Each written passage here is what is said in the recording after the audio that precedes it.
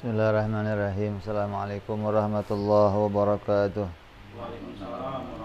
Al-Fatihah ila ruhi Sayyidina Habibina wa syafi'ina Rasulullah Sayyidina Muhammad ibn Abdullah sallallahu alaihi wa ala alihi wa sahbihi wa azwaji wa dhurriyyatihi Allah ya'ni darajatihim bil jannah wa yanfa'una bi asrarihim wa anwarihim wa ulumihim wa nafahatihim wa barakatihim fid dini wa dunya wal akhirah wa yaj'aluna min hisbihim ويرزقنا محبتهم ويتوفنا على ملتهم ويحشرنا في زمرتهم بالعافية وسلامة لهم الفاتحة. أعوذ بالله من الشيطان الرجيم. بسم الله الرحمن الرحيم. الحمد لله رب العالمين الرحمن الرحيم مالك يوم الدين. إياك نعبد وإياك نستعين اهدنا الصراط المستقيم صراط الذين أنعمت عليهم غير المغضوب عليهم ولا الضالين آمين. بسم الله الرحمن الرحيم. نويت تعلم وتعليم وتذكر وتذكير ونفع والانتفاع والإفادة والاستفادة والحث على التمسك بكتاب الله وسنة رسوله صلى الله عليه وسلم والدعاء إلى الهدى والدلالة على الخير ابتغاء مرضاته وقربه وثوابه وحسن الخاتمة مع اللطف والعافية وصلاح العاقبة. Bismillahirrahmanirrahim. Alhamdulillahirabbil alamin.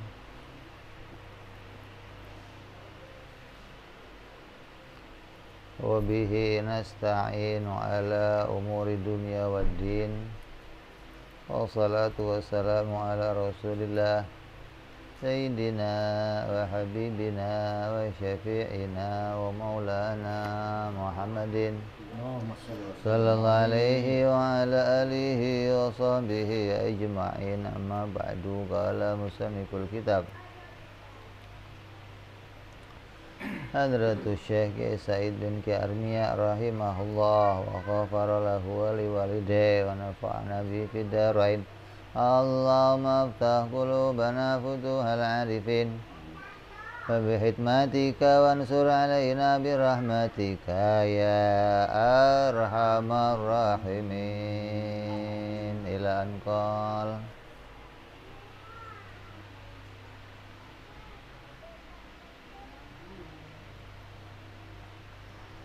Kemarin kita bahas apa? Wajib, mustahil, jaiz ya? Hukum ya?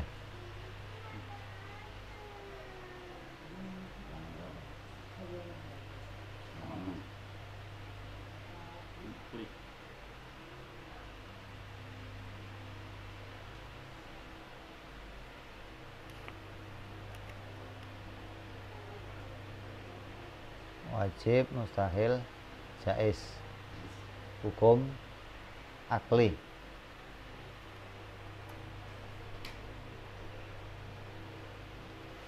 Jadi sebelum masuk ke dalam pembahasan sifat-sifat Allah dan sifat-sifat para Rasul, musannif akan menjelaskan tentang hukum akli yang isinya ada 3, yaitu wajib, mustahil, dan jaiz. Kenapa ini dijelaskan lebih dulu?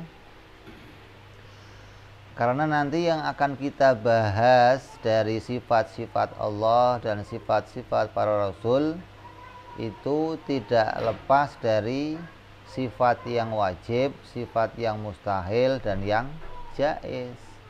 Maka sebelum masuk pada sifat, kita harus tahu dulu apa itu wajib, apa itu mustahil, dan apa itu jaiz. Biar kita nanti ketika membahas sifat Allah bisa menetapkan sifat-sifat Allah sesuai hukumnya.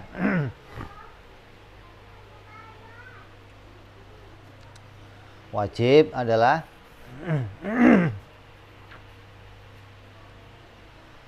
sesuatu yang tidak tergambar di dalam akal pikiran ketiadaannya.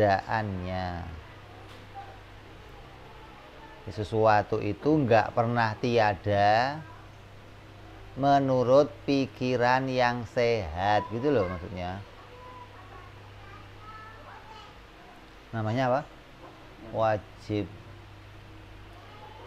Maksudnya begini, untuk menetapkan sesuatu itu dihukumi wajib, maka sesuatu itu harus sesuatu yang tidak pernah tiada. Ya. Nah, untuk tahu dia itu nggak pernah tiada, caranya gimana? Caranya nggak perlu kamu keliling dunia, repot. Hah? Kalau kamu harus keliling dunia, nggak kelar-kelar ngajinya nanti. Untuk menetapkan satu hukum wajib aja kamu harus mencari kebenaran ke seluruh dunia. Waduh, kapan kelarnya ngajinya? Lah terus untuk tahu perkara itu wajib gimana caranya?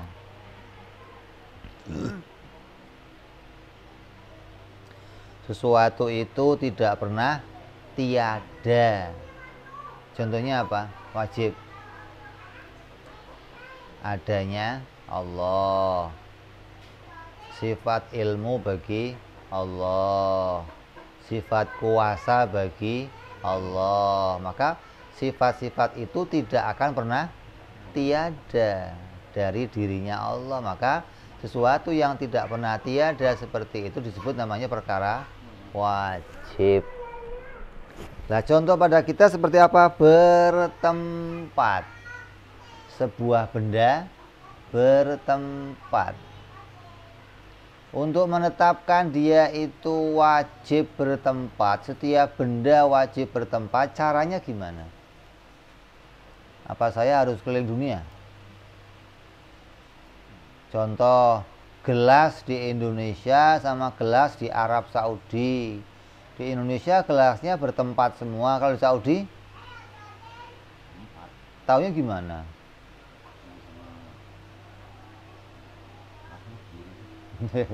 Iya betul, sama-sama benda. Taunya gimana kalau setiap benda itu, mau gelas, mau piring, mau matahari, mau langit, mau bumi, mau manusia, mau jin, pasti punya tempat. Taunya gimana? Iya. Itu pakai mata. Kalau buta kitanya gimana? Nggak bisa dong. Nah, caranya bukan pakai mata. Matanya buang dulu, ngaji tauhid nggak perlu mata. Kalau kamu ngaji fikih, kamu ngaji ilmu adat, ilmu dunia, perlu pakai mata. Tauhid nggak pakai mata, pakainya akal, karena hukumnya hukum akal. Akal kamu bisa membuat gambaran nggak? Kamu bisa bayangin wanita telanjang nggak? Bisa, cepet. Hah? Itu namanya akal lagi berpikir. Lah, tinggal nanti yang digambar oleh akal itu mau diputuskan hukumnya. Contoh begini, setiap saya menggambarkan gelas, saya menggambarkan motor, saya menggambarkan matahari, menggambar bulan di pikiran saya, kan muncul gambarnya tuh. Semua yang muncul di pikiran saya pasti ada tempatnya, gitu loh.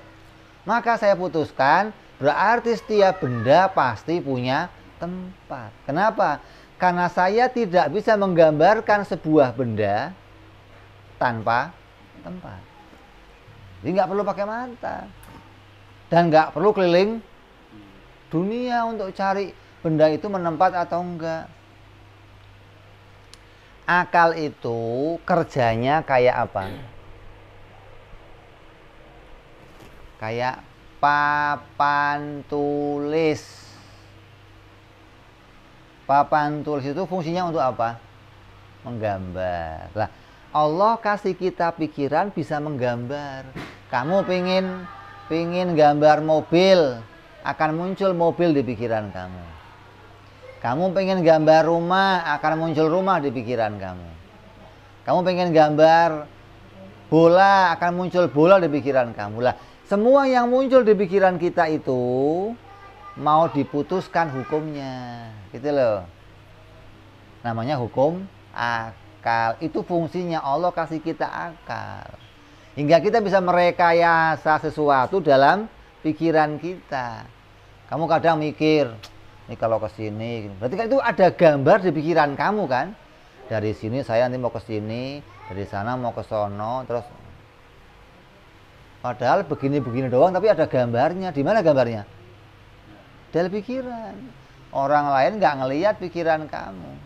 Orang lain punya pikiran masing-masing lah. Kalau pikirannya orang yang sehat, itu sedunia sama semua. Kalau sehat. Sama kayak matanya orang sedunia. Kalau matanya sehat, sama semua kerjanya.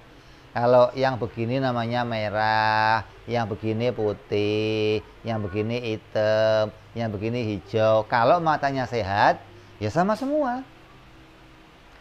Do, re, mi, fa, sol, la, si, do. Itu mau di kupingnya orang Amerika, orang Arab, orang Cina, ya sama bunyinya begitu. Do, re, mi, fa. Kalau kupingnya normal. Gitu loh. Jadi Allah itu kasih kita alat yang kerjanya standar. Di semua orang kerjanya sama. Makanya kalau disebut dunia ini tempatnya berlomba-lomba untuk mencari amal kebaikan, maka dunia tempat yang adil. Kenapa? Karena diberikan sarana yang sama. Dikasih akal yang sama, dikasih mata yang sama, dikasih kuping yang sama, dikasih penciuman yang sama untuk bisa menemukan sesuatu. Nah, sekarang akal mau bicara, mau menetapkan sesuatu. Apa yang pasti, apa yang tidak pernah tiada pada dirinya makhluk. Ketika akal menggambarkan makhluk di pikirannya, maka yang tidak pernah tiada dari makhluk itu hanya menempat. Maka diputuskan, oh berarti bertempat bagi makhluk hukumnya wajib, nggak pernah tiada. Atau begini, kalau kamu didatangi oleh seseorang, lalu orang itu ngomong, saya tadi ngelihat mobil bagus banget, keren. Di mana? Tanya nggak kamu? Hah? Orangnya jawab nggak di mana-mana. Gimana? Percaya nggak kamu? Ada mobil bagus, dia lihat, tapi nggak di mana-mana gitu. Percaya nggak? Percaya nggak? Pertanyaan di mana-mana. Apa? Maksudnya mobilnya itu nggak di atas, nggak di bawah, nggak di kanan, nggak di kiri, nggak di mana-mana, nggak ada. Tapi dia lihat. Percaya nggak? Nah, berarti secara otomatis akal kamu sudah mutusin kalau sebuah benda pasti punya tempat, gitu loh. Itu namanya kerjanya akal secara normal. Anak kecil juga tahu itu. Coba panggil anak kecil sini, nak, tolong ambilin kacamata bapak. Jawabnya apa? Di mana, Pak? Bapaknya jawab, ya nggak di mana-mana. Bingung anak ini mau ngambil di mana? Nggak di mana-mana. Disuruh ngambil tapi nggak di mana. Bapak ini waras apa enggak sih?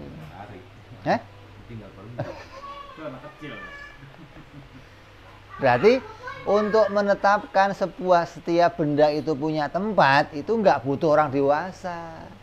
Anak kecil juga tahu. Jadi kalau kamu yang gede nggak bisa mutusin tiap-tiap benda pasti punya tempat, lu balik TK aja lagi. Lah, ketika akalnya orang dewasa sudah bisa berpikir normal, maka sudah nggak seperti anak kecil lagi. Kalau anak kecil tadi, apapun yang ada pasti punya tempat. Apapun yang ada. Hingga anak kecil akan mengatakan, Pak, Tuhan itu adanya di mana? Karena pemikiran anak kecil, semua yang ada pasti punya tempat. Tapi bagi orang yang dewasa, yang punya tempat itu hanya benda. Sedangkan Allah bukan benda. Maka Allah nggak bisa ditanya di mana tempatnya. Yang bisa ditanya di mana tempatnya itu hanyalah benda. Ini namanya akalnya sudah dewasa, sudah bisa membedakan sesuatu dengan sesuatu yang lain, gitu. Jadi fungsinya akal untuk bedain sesuatu dengan sesuatu yang lain. Nah, kalau akalnya nggak berfungsi, nanti nggak bisa membedakan, akan mengatakan sama semua. Jadi yang namanya bertempat sesuatu yang wajib. Caranya mutusin gimana? Pakai pemikiran. Kamu menggambarkan apapun di pikiran kamu, mau kursi, mau bulan, mau matahari, mau apapun di pikiran kamu, setiap yang kita gambar pasti punya tempat. Itu contoh perkara wajib. Kalau mustahil, sesuatu yang tidak pernah ada dalam pikiran. Artinya ketika kita mau mencoba menggambarkannya nggak bisa, gitu loh. Kita paksa gambar nggak bisa, nggak muncul gambarnya. Kayak apa? Mau gambarin bola yang tidak ada ruangannya, bola yang nggak ada tempatnya, di pikiran kita nggak muncul. Atau yang begini, kamu coba gambarkan di pikiran kamu bola. Kamu tahu bola?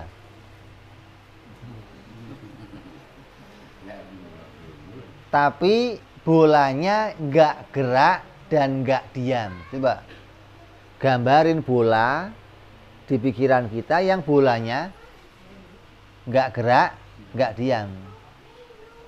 Muncul nggak pikiran kamu? Hah? Atau ada bola gerak dan diam bersamaan. Coba gambarkan di pikiran kamu.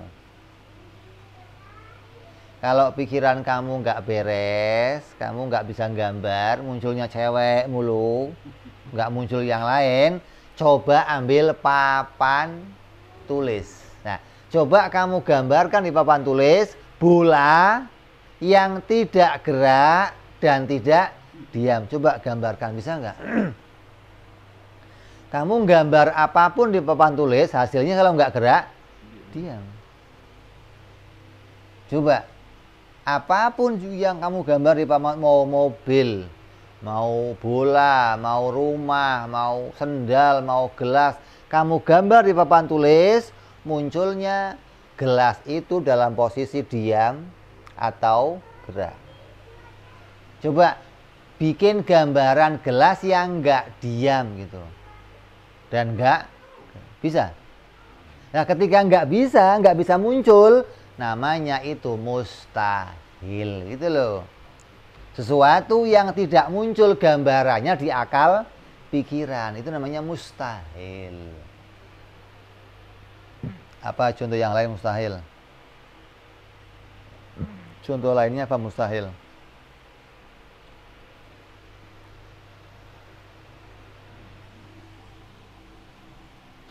Ini namanya apa ini?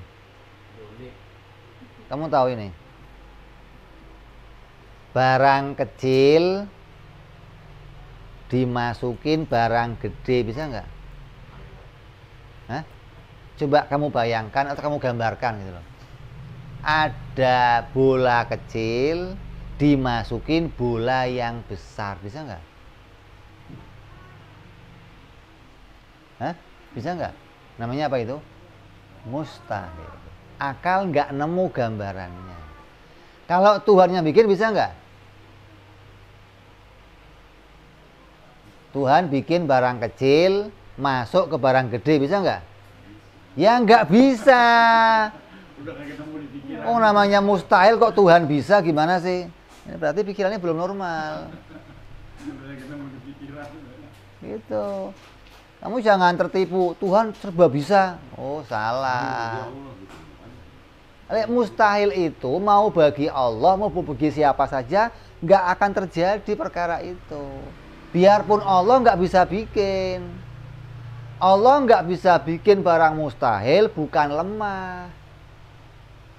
Tapi karena mustahil itu nggak mau muncul, nggak bisa dimunculkan, gitu loh. Kalau barang wajib ini tidak bisa ditiadakan, kalau barang mustahil tidak bisa diadakan. Kenapa? Perkara wajib itu selalu ada, terus perkara mustahil selalu tiada, terus nggak bisa berubah menjadi ada. Kalau ada barang bisa berubah menjadi ada, bisa berubah menjadi tiada, namanya apa? Namanya barang jaiz, begitu dong. Bukan wajib, bukan mustahil. Makanya akal nemu 3 perkara. Akal hanya nemu 3 perkara. Sesuatu itu wajib, sesuatu itu mustahil, dan sesuatu itu jaiz. Kalau wajib ini ada terus, pikiran kita menghilangkannya nggak bisa. Kalau mustahil itu tiada terus, pikiran kita memunculkannya nggak bisa. Nah, kalau jaiz, di pikiran kita bisa muncul, bisa juga tiada. Contohnya apa? Contohnya gelas. Kamu bisa bikin gambaran gelas. Ada gelas yang kotak, bisa kamu gambarkan di pikiran kamu. Ada gelas bundar, bisa kamu gambar di pikiran kamu. Ada gelas lonjong, bisa kamu gambar di pikiran kamu. Berarti gelas itu adanya ya bisa digambar, tiadanya juga bisa digambar. Tandanya apa? Gelas itu perkara jaiz, bukan wajib, bukan mustahil.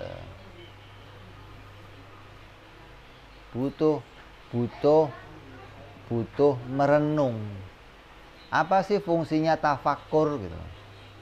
Tafakkaru fi khalqillah wala tafakkaru fi dzatillah. Tafakkur itu butuh kita pelajari. Jangan dianggap kamu itu tafakkur urusan kerjaan, tafakkur urusan dunia, tafakurnya begitu kadang nggak ada hasilnya.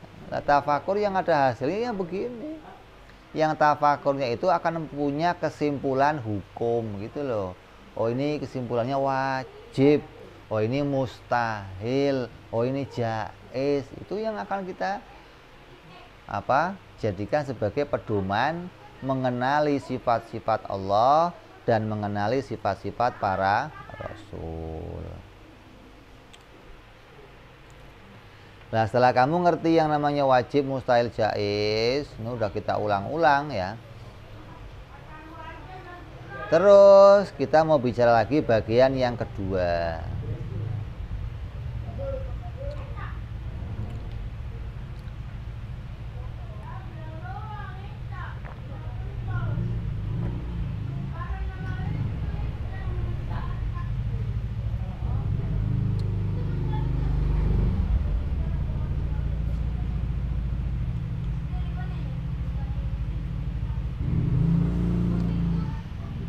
Untuk menetapkan sesuatu perkara itu wajib, mustahil, atau jaiz, maka cara memutuskannya itu ada 2 cara.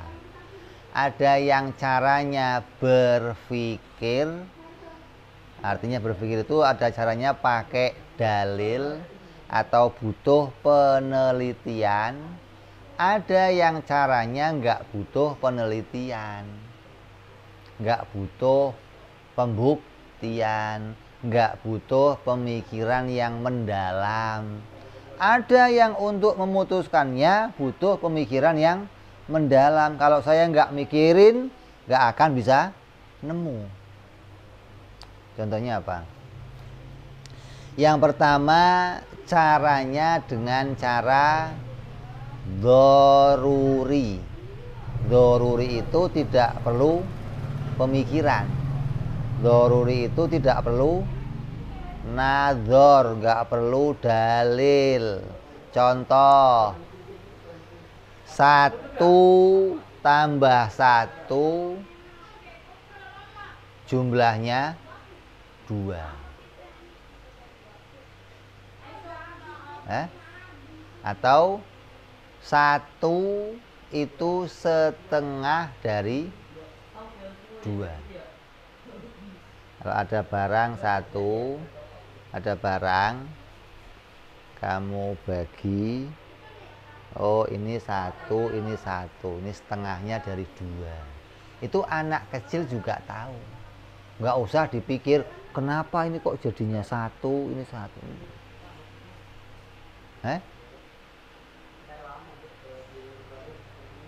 Setiap benda punya tempat. Itu nggak usah dipikir juga, anak kecil juga tahu. Caranya menemukan sesuatu itu nggak usah dipikir. Cara nemukannya bagaimana?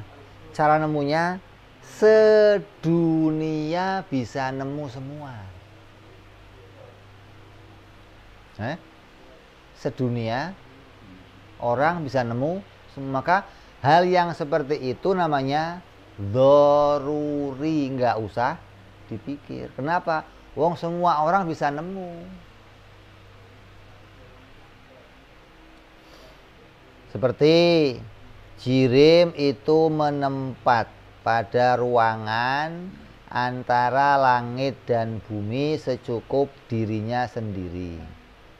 Sebab dinamakan wajib akli doruri karena setiap akal bisa menemukan hal itu. Bahwa setiap benda pasti ada tempatnya. Dan untuk mengetahui hal itu nggak perlu berpikir dan nggak perlu menghadirkan dalil.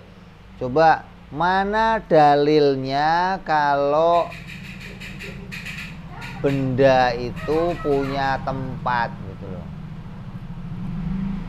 Contohnya gelas. Apa dalilnya kalau gelas itu punya tempat? Atau apa dalilnya kalau gelas ini bunder? Dalilnya apa? Dalilnya colok matanya. Sudah kelihatan kok pakai tanya dalilnya apa gitu loh. Sesuatu yang sudah nampak, yang bisa diketahui secara gampang dan semua orang bisa tahu, maka itu nggak perlu dalil lagi. Nyata, semuanya bisa memahami. Mau Kristen, mau Buddha, mau Yahudi, mau kafir, mau mukmin bisa menemukan hal itu. Mau dewasa, mau anak-anak bisa nemu hal itu. Namanya apa? Doruri, nggak usah dipikir. Apalagi contohnya? Setiap benda kalau enggak gerak diam. Itu nggak usah dipikir, anak kecil juga tahu. Buktinya apa sih benda itu kalau enggak gerak diam? Oh, kelihatan adanya cuman gerak dan diam. Gelas itu kalau enggak gerak berarti ya gelasnya diam. Lah kalau gerak enggak diam enggak gimana? Ya enggak ada gelasnya berarti. Kalau ada gelasnya, gelas itu akan menerima salah satu, gerak atau diam. Itu namanya apa? Doruri, nggak usah dipikir, nggak usah pakai penelitian. Apa ya buktinya kalau gelas itu kalau nggak gerak diam? Dia nggak perlu dibuktikan, mau kelihatan mata, mau dipakai dalil apa lagi? Dalil itu apa?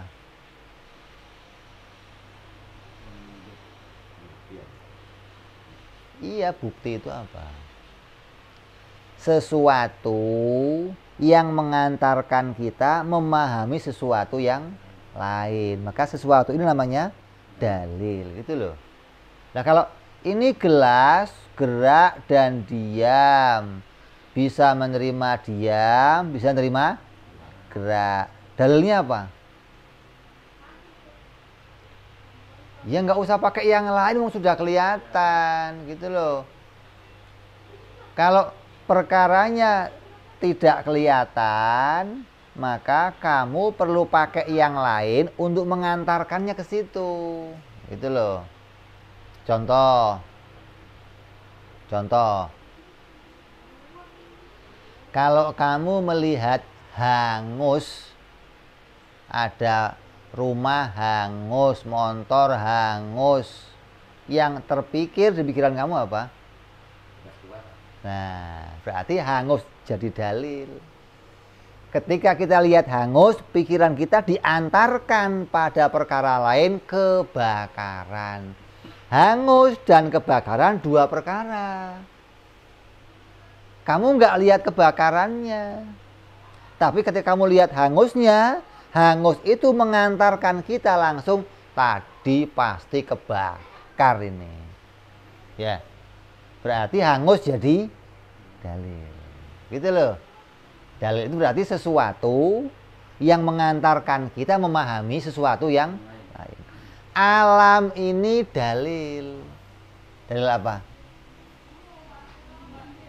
Adanya Allah. Artinya kalau saya mikirin langit, bumi, terus pikiran saya diantarkan, pasti ada yang bikin. Berarti alam jadi dalil. Lah kalau kamu lihat alam semesta yang segini gedenya tidak bisa mengantarkan kamu kepada adanya Allah, ya berarti alam ini nggak jadi dalil apa-apa, nggak jadi bukti apa-apa. Itu kalau ada orang yang begitu, itu sama Allah dikamplengin bolak-balik, itu digebukinya kenapa? Udah gua bikin gede-gede, lu masih nggak lihat juga. Hah? Kalau kamu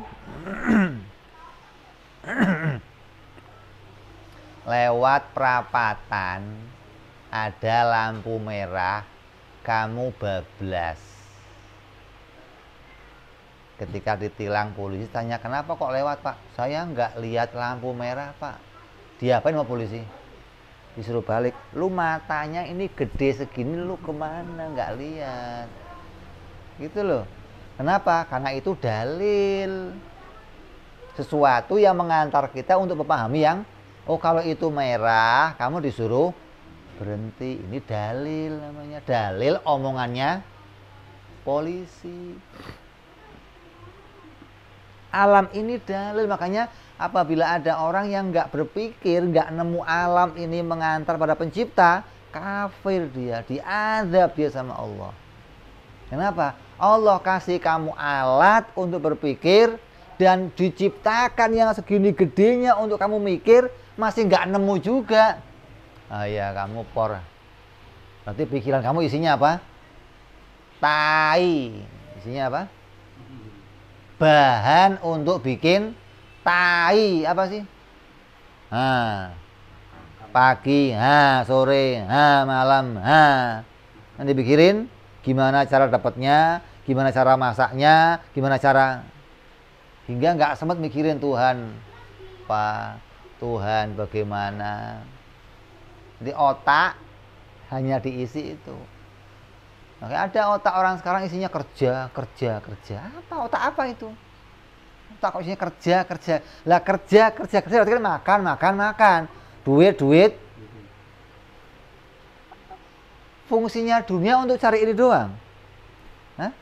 Fungsinya dunia untuk hanya doang. Ya Allah. Wa ma khalaqtul jinna wal insa illa. Kemana itu perintahnya? Hah? Jadi ada yang harus kita kerjakan dalam batin kita. Bukan dohir doang yang bekerja. Batinnya mengenal Allah. Batinnya berpikir tentang Allah. Menemukan dalil keberadaannya Allah. Allah pengatur, Allah nemu. Hingga walaupun dohirnya dalam keadaan pahit, dohir dalam keadaan begini, akal bisa memahami ini dikehendaki Allah, dibikin Allah, diciptakan Allah. Hingga kamu nggak akan mudah jadi orang yang kecewa, dendam, marah, stres, nggak akan. Kenapa? Karena tahu dari mana sumbernya itu semua. Jadi yang pertama namanya apa? Wajib apa? Daruri, nggak usah dipikir. Yang kedua, wajib nadhori. Apa itu nadhori? Sesuatu perkara yang kalau kita tidak berpikir atau tidak mengadakan penelitian, tidak mengadakan mencari dalilnya, kita nggak akan menemukannya. Sama saja ngomong, tidak semua orang bisa menemukan hal itu. Seperti apa contohnya? Wajibnya Allah qidam. Wajibnya Allah wahdaniyah. Wajibnya Allah qiyamuhu binafsih. Kalau nggak dipikir, nggak nyari dalil, kamu nggak akan nemu. Buktinya mana? Nggak semua orang nemu. Kamu tanya orang di luar, kamu tahu nggak Tuhan itu qidam? Tahu. Kamu tahu nggak Tuhan itu qiyamu binafsih? Tahu. Kenapa? Karena akalnya nggak mencoba untuk berpikir, nggak mau mencari dalil, mencari bukti, maka nggak akan bisa. Ini bedanya antara wajib dzaruri dan wajib nadhori. Makanya ketika diperintahkan oleh Allah berpikir, maksudnya sesuatu yang nggak akan bisa kamu peroleh tanpa dalil, gitu loh. Kamu disuruh mikir kayak apa? Adanya Allah. Nggak semua orang nemu adanya Allah. Ada yang mengatakan Tuhan nggak ada, alam tercipta dengan sendirinya. Berarti pikirannya apa ini? Soak. Pikirannya nggak normal.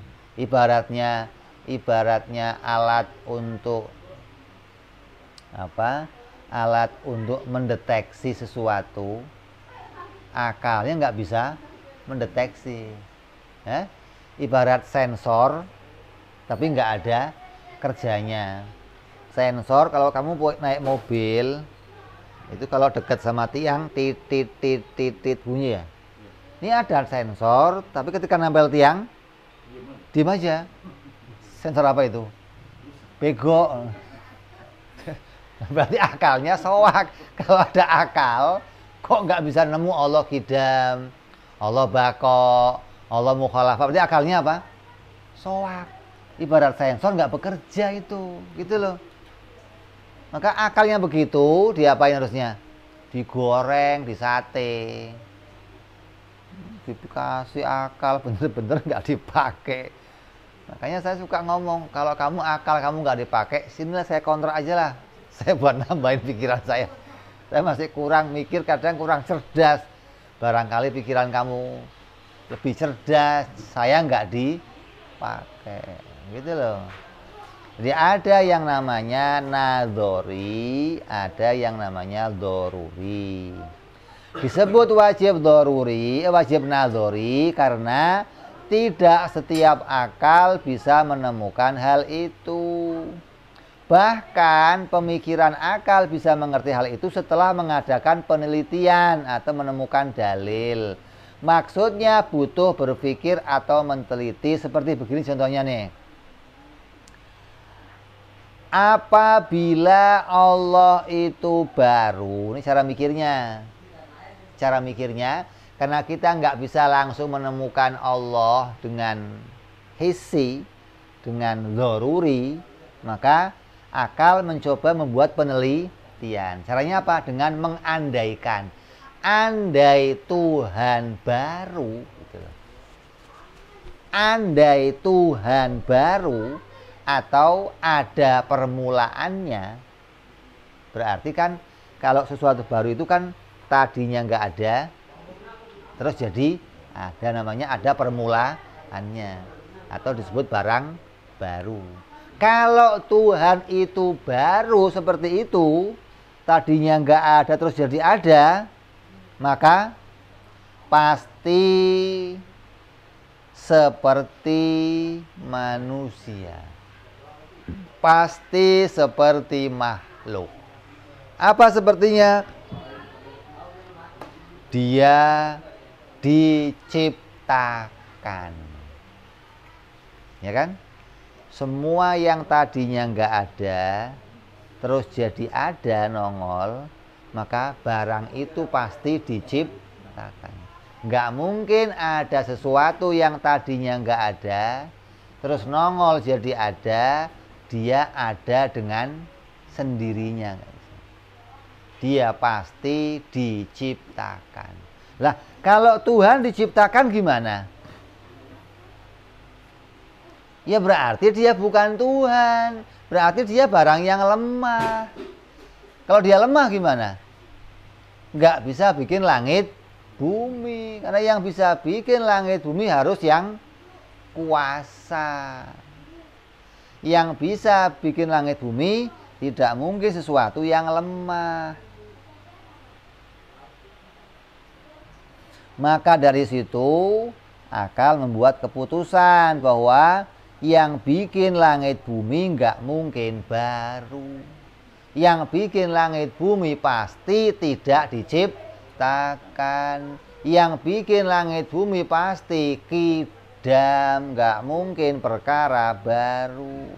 Maka pahamilah olehmu caranya berpikir yang demikian. Kalau kamu nggak paham yang demikian, nanti kamu nggak bisa berpikir dengan baik.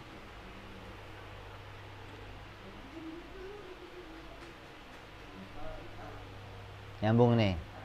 Ada dua macam cara membuat keputusan hukum.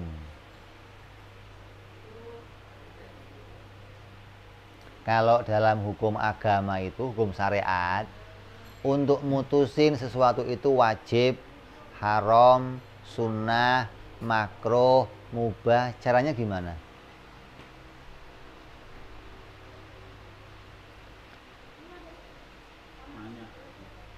Hah? Gimana caranya? Ini sesuatu ini wajib. Nah, cara taunya gimana?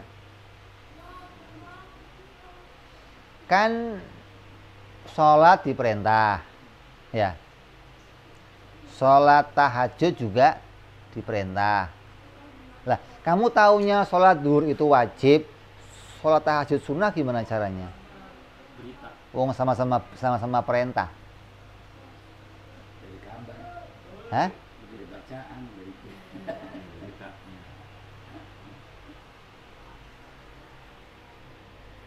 Dari mana? Dari melihat 4 perkara: Quran, hadis, ijma, qiyas. Ini caranya kita mutusin dari sini. Kalau kamu nggak tahu ini, nggak tahu Quran, hadis, ijma, qiyas, bisa nggak tahu mana yang wajib, sunnah, makruh, haram? Tahu nggak kira-kira? Ya nggak akan tahu. Gitu loh maksudnya.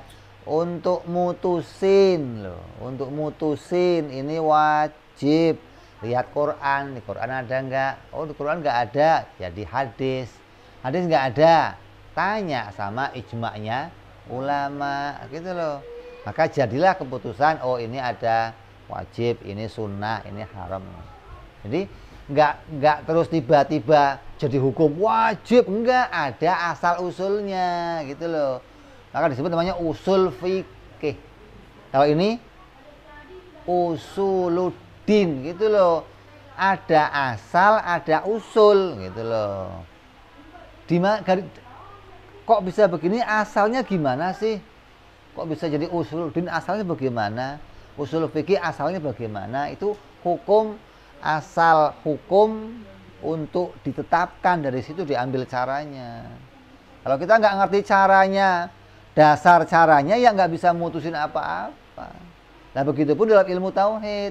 Gimana cara saya mutusin hukum? Oh ada dua cara. Yang pertama pakai dalil, namanya nadhari. Yang kedua nggak usah pakai dalil, gitu loh. Hasil hukumnya sama, wajib, mustahil, jaiz. Tapi ada wajib yang nadhari, ada wajib yang dzaruri, gitu loh.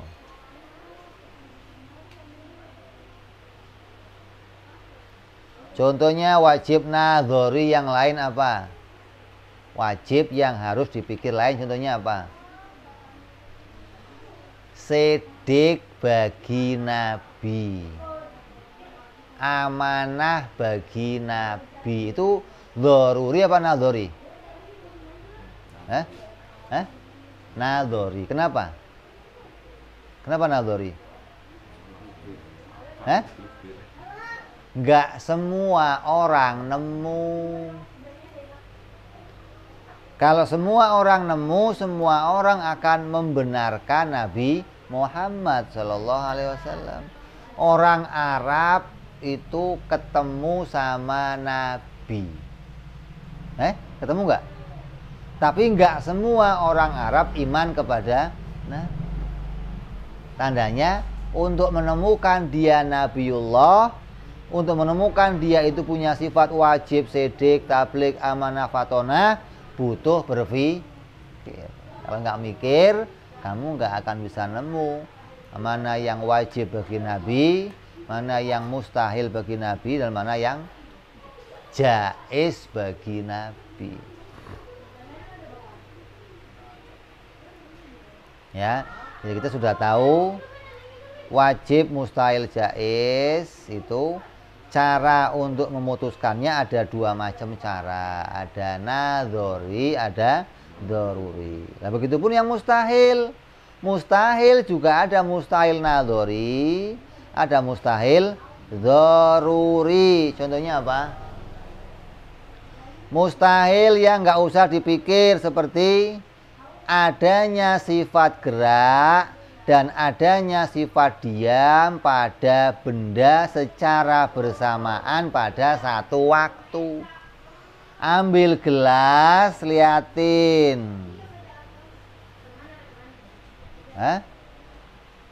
Gelas ini gerak dan diam bersamaan. Bisa nggak?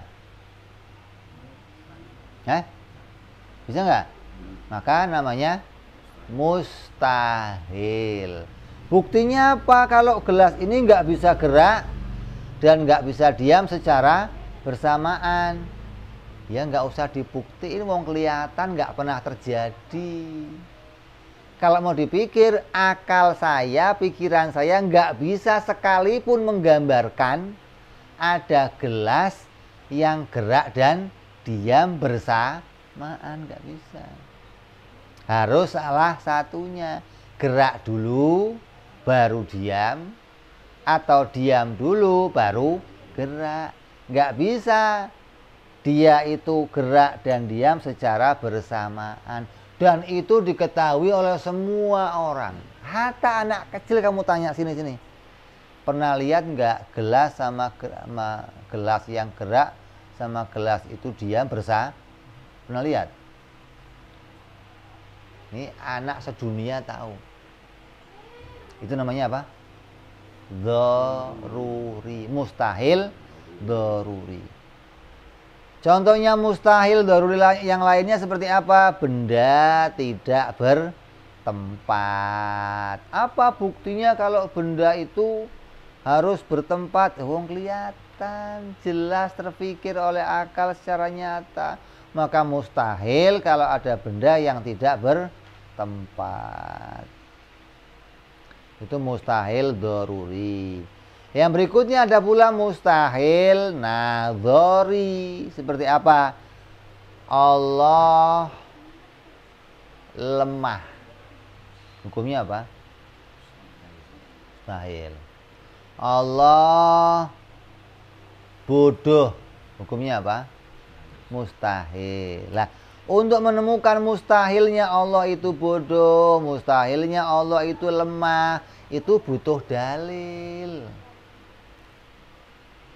Kalau nggak pakai dalil, kamu nggak akan nemu kalau Allah itu mustahil lemah, kalau Allah itu mustahil tuli, kalau Allah mustahil buta, kalau Allah mustahil nggak kuasa, gitu loh. Jadi untuk menemukan hal itu perlu dalil, perlu penelitian. Caranya gimana? Apabila Allah lemah, maka pasti Allah tidak akan bisa bikin langit dan bumi dan seluruh isinya. Tapi nyatanya langit, bumi dan seluruh isinya sudah tercipta. Maka dengan bukti terciptanya langit bumi, akal memutuskan pasti Tuhan kuasa. Tidak mungkin Tuhan itu lemah. Itu cara membuat dalil hingga bisa menyimpulkan Allah itu wajib berkuasa, mustahil Allah itu lemah.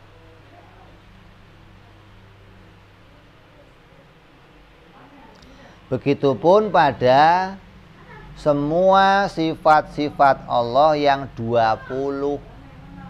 Mustahil Allah tiada, mustahil Allah baru, mustahil Allah berakhir, mustahil Allah ada samanya. Ini untuk bisa menemukan itu semua harus berpikir pakai dalil gitu.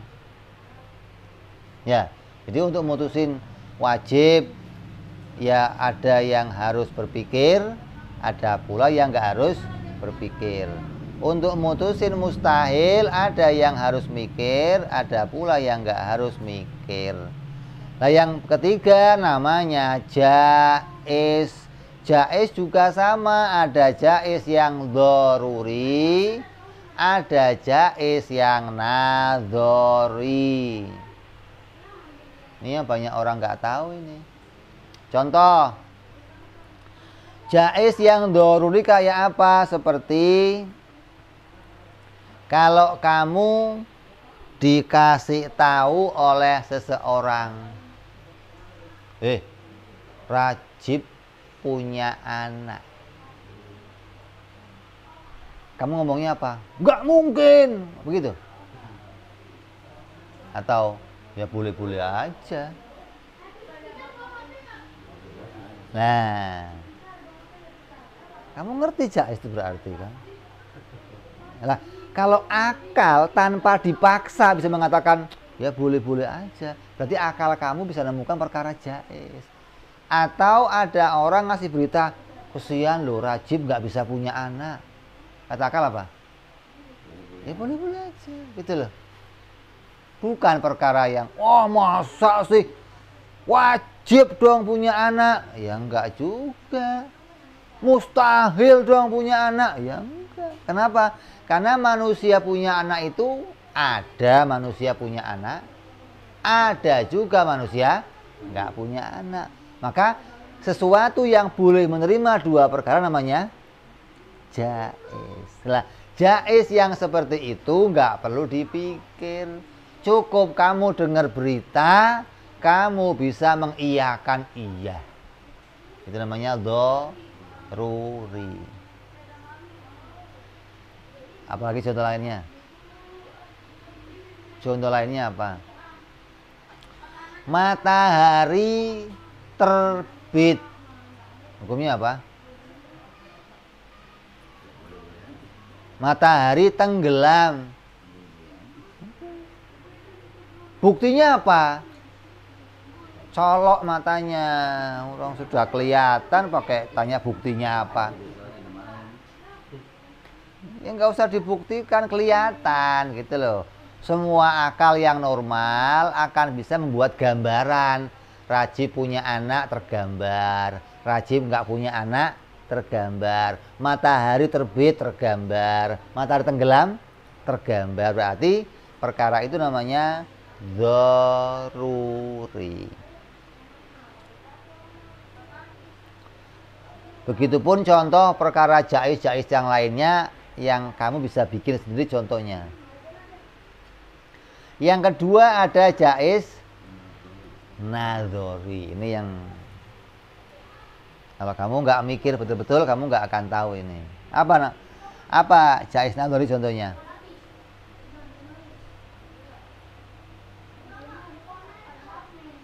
Boleh saja Allah memberikan siksaan, memasukkan ke neraka hamba-hamba yang beriman.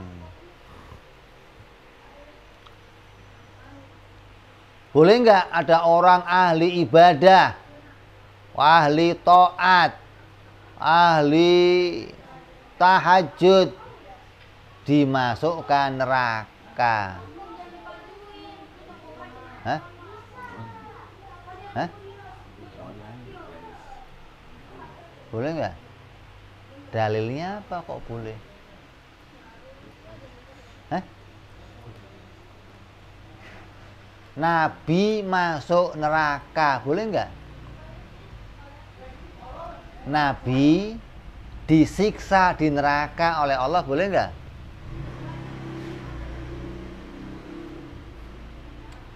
Orang ada kiai ngomong baca dia kan repot. Hah? Saya nanya, kalau Nabi disiksa dalam neraka oleh Allah boleh nggak? Boleh. Apa alasannya? Dia masuk. Siapa? Ada beritanya, pernah terjadi. Iya, ada. Terus kok boleh, kamu mau boleh kenapa? Kalau manusia punya anak terjadi banyak. Manusia nggak punya anak terjadi banyak. Kelihatan. Kelihatan lah. Kalau Nabi disiksa di neraka boleh nggak? Yang bisa mengatakan boleh harus pakai dalil. Itu namanya jaiznya jaiz nadhori. Nggak asal ngomong jaiz, tapi kamu harus punya bukti apa dalilnya. Gure Syahab ngomong Nabi nggak dijamin masuk surga, ramenya luar biasa. Hah? Diprotes, dianggap bukan kiai, gara-gara ngomong. Lo berani ngomong? Saya berani ngomong, karena punya dalil, punya alasan gitu loh. Apa dalilnya? Baca kan situ ada. Allah boleh memasukkan orang yang ahli maksiat, yang nggak pernah taat sama sekali ke dalam surga.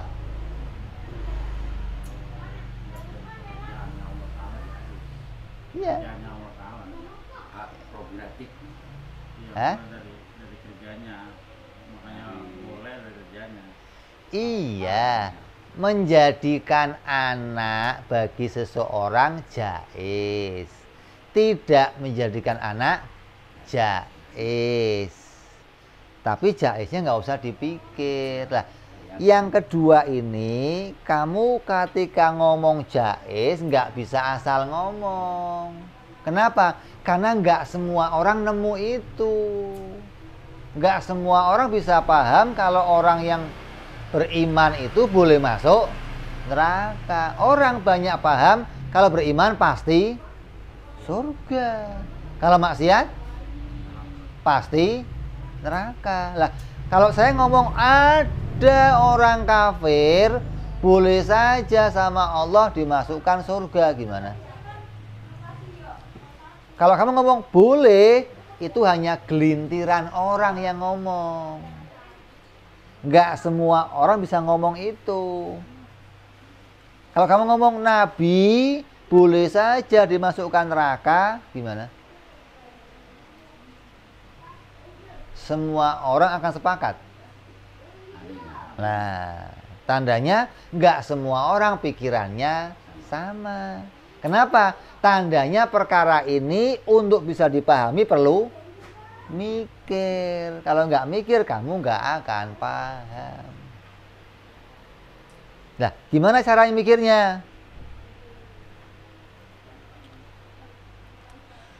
Cara mikirnya dari arah iman seseorang tidak bisa memasukkan dirinya ke dalam surga.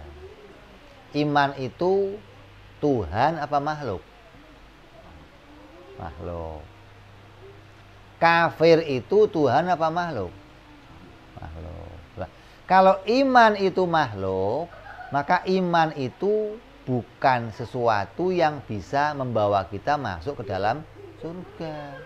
Yang bisa memasukkan seseorang ke dalam surga siapa? Allah yang bikin surga. Iman bukan surga. Iman bukan Tuhan. Maka iman gak punya hak apa-apa untuk membawa kita masuk ke surga. Yang bisa masukin saya ke surga, ya punya surga.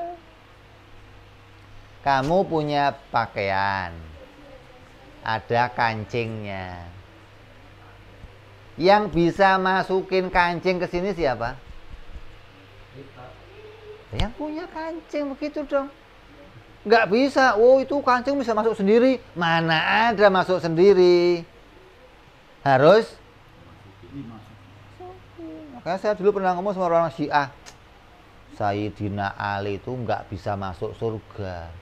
Marah. Kata siapa? Pemimpin surga dia. Kata siapa? Nggak bisa masuk surga. Marahnya. Kalau nggak dimasukin aja dong. Kalau nggak, memangnya bisa masuk sendiri. Kan dia punya iman. Iman itu makhluk. Maka iman seseorang tidak bisa bawa dia masuk surga. Apa hadisnya Nabi? Ini sebenarnya nggak perlu hadis. Tapi dalam hadis juga ada ditemukan. Tidak ada satupun orang yang masuk surga karena amalnya. Kenapa? Kenapa? Kenapa? Karena amal itu makhluk itu. Makhluk gak bisa membuat apa-apa. Makhluk itu lemah, gak bisa berbuat apa-apa. Mau kamu sholat, mau kamu haji, mau kamu ibadah, mau kamu siapa saja, maka ibadah itu makhluk. Gak bisa mengantarkan kita ke dalam. Nyambung ini. Jadi apa alasannya? Orang tidak bisa masuk surga karena amalnya. Hadis Nabi, karena amal itu makhluk. Nyambung. Terus, begitu pula iman tidak bisa menyelamatkan seseorang dari neraka. Kenapa? Iman itu makhluk, begitu. Jadi iman nggak bisa bawa apa-apa, nggak bisa masukin surga, dan nggak bisa nyelamatin kita ke neraka. Dasarnya itu dulu. Terus, tapi sebaliknya, yang bisa memasukkan kita ke surga dan yang bisa menyelamatkan kita dari jurang api neraka hanyalah Allah. Jadi pekerjaan Allah itu jaiz. Boleh saja menciptakan sesuatu dan boleh juga tidak menciptakan sesuatu. Karena jaiz itu pula lah, maka Allah boleh memberikan siksa kepada hambanya yang beriman. Kan jaiz Allah bikin apa saja. Dan iman makhluk. Kafir makhluk. Iman nggak bisa berbuat apa-apa. Kafir nggak bisa hasil apa-apa. Maka Allah boleh saja memasukkan orang iman ke dalam neraka. Bisa masukin orang yang maksiat ke dalam surga. Ini menurut akal murni. Gitu loh. Murni ini pikiran akal. Tidak ikut-ikut syariat. Lah, syariatnya gimana? Namun hukum syariat menjelaskan janjinya Allah. Lain lagi nih. Allah berjanji orang yang mati membawa iman akan dimasukkan surga. Berkaitan sama sesuatu yang akan diperbuat oleh Allah. Orang yang matinya nggak bawa iman akan dimasukkan neraka. Itu janjinya Allah. Artinya apa? Itu yang akan Allah perbuat. Kalau yang Allah bisa, oh Allah bisa masukin yang iman ke neraka. Itu Allah bisa, tapi tidak diperbuat oleh Allah. Gitu loh. Yang Allah perbuat apa? Yang beriman masuknya ke surga. Yang maksiat masuk ke neraka. Contoh lain. Kamu punya anak. Anak kamu rajin, berbakti sama kamu, taat, gak pernah berbuat salah. Kamu pukul bisa nggak? Bisa. Tapi pernah? Nah begitu maksudnya. Kalau bicara bisanya, bisa Allah masukin gitu loh. Karena Allah jaiz menciptakan sesuatu. Ini namanya nadzori. Kalau kamu nggak mikir ini, kamu nggak akan nemu. Kamu akan seperti Wahabi, seperti Mu'tazilah, seperti Syiah yang mengatakan saya sudah ibadah pasti masuk surga. Itu yang ngomong Allah, bukan ente. Kalau yang ngomong kita, Allah mah boleh-boleh saja, masuk kemana saja. Hingga ketika saya kok punya amal, saya punya iman, saya masih berharap semoga saya dimasukkan surga. Bukan leha-leha, pasti surga saya. Itu namanya kamu putus dari rahmatnya Allah. Makanya orang yang putus dari rahmat Allah harus dengar hadis Nabi. Tidak ada orang yang masuk surga karena amalnya. Sahabat nanyanya apa? Sahabat nanya apa setelah itu? Setelah Nabi ngomong tidak ada yang bisa masuk surga karena amalnya, sahabat nanya, kalau engkau gimana ya Rasul? Walaupun aku. Hadis itu Bukhari Muslim. Kecuali Allah memenuhi aku dengan rahmatnya. Gitu. Maka siapapun yang dipenuhi rahmat Allah, maka dia bisa dimasukkan surga oleh Allah. Walaupun aku, kata Nabi. Artinya secara akal, walaupun Nabi, kalau Allah menghendaki masuk neraka, masuk. Gitu loh. Tapi itu tidak terjadi. Kenapa? Karena tidak diperbuat oleh Allah. Kalau bicara bisa enggak? Ya bisa saja. Yang menghalangi Allah siapa? Mau demo kamu? Kemana demonya? Ke Mekah? Enggak bisa. Nyambung nggak ini? Jadi ada jaiz dzaruri, ada jaiz nadzuri. Begitupun jaiz-jaiz yang lainnya nanti yang akan kita bahas satu persatu. Makanya akal kita itu disuruh berpikir agar kamu tahu mana yang nadzuri, mana yang dzaruri, mana yang wajib, mana yang mustahil, mana yang jaiz. Ini akalnya dilatih terus. Mau sambil udut juga nggak apa-apa lah. Yang penting hasil ilmu. Jangan dianggap, wah ini nggak usah harus pakai wudhu. Kelamaan mikir pakai wudhu segala. Hatta di WC mikir kamu. Apa mikirnya? Kalau kamu masuk WC mikirnya apa? Hadis ini sunnah. Apa? Ya Allah, engkau yang memasukkan sesuatu dan engkau yang bisa mengeluarkannya. Kamu ngeden kayak apapun nggak bisa keluar kalau nggak dikeluarin sama Allah. Itu mikirnya begitu. Kamu nggak pernah mikir kan? Keluar aja. Itu namanya berarti kamu di kamar mandi nggak ada pahalanya apa-apa. Kalau kamu ahli tauhid, berak kamu berpahala. Ya Allah, Engkau yang memasukkan yang kuning, yang hitam, yang hijau keluarnya sama kuning ya Allah. Itu nazar di kamar mandi. Bukan wiritan, bukan loh, wiritan mah di sono. Nyambung. Jadi kalau kamu bisa menjalankan praktek ini dimanapun kamu berada, kamu akan mendapatkan nilai pahala tafakur.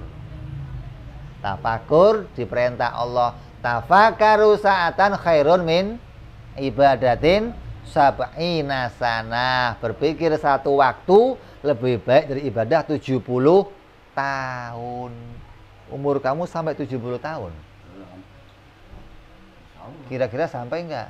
Banyak orang yang sampai enggak? Jarang. Ini kamu mikir satu waktu sama kayak 70 tahun. Kalau sehari mikir 10 kali berapa kamu umur kamu? 700 tahun berarti. Dihitung ibadah oleh Allah, coba. Hanya berpikir, wajib, mustahil.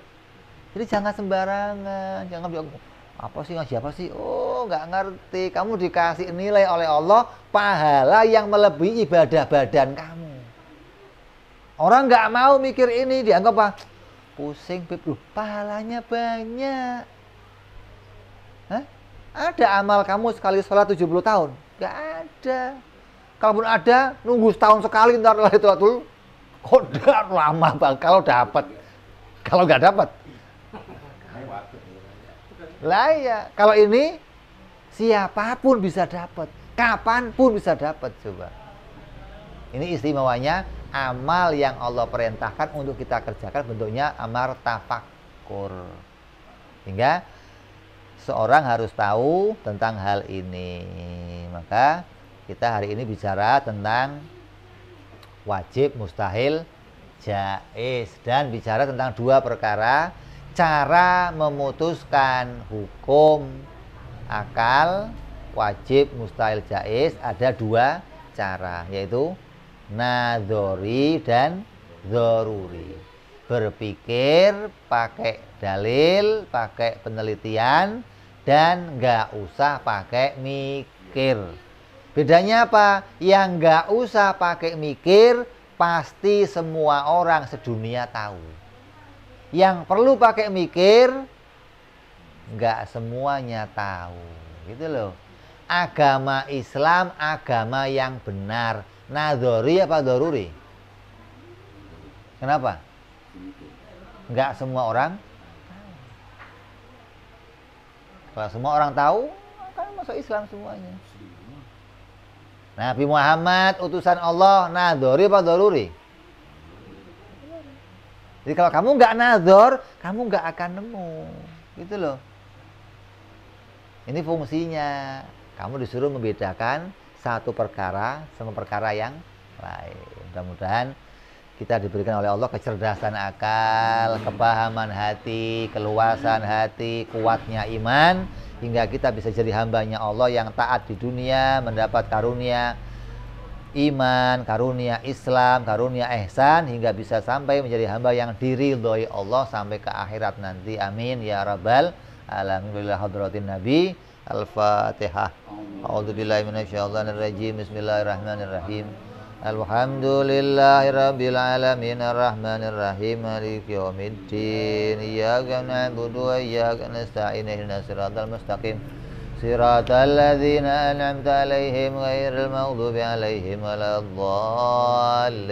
Amin. Ya Rabbana i'tarafna bi annana iqtarafna wa annana asrafna 'ala ladha ashrafna fatub 'alaina tauba taghsil kulli hauba wastur lana aurati wa amini rawati wa ghfir li walidina rabbi wa mauludina wal ali wal ihwani wa sairil hillani wa kulli dhi mahabbah au jiratin au suhbah wal muslimina ajma amina rabbi isma فضلا وجودا منا لا باكتساب منا بالمصطفى رسولنا الله بكل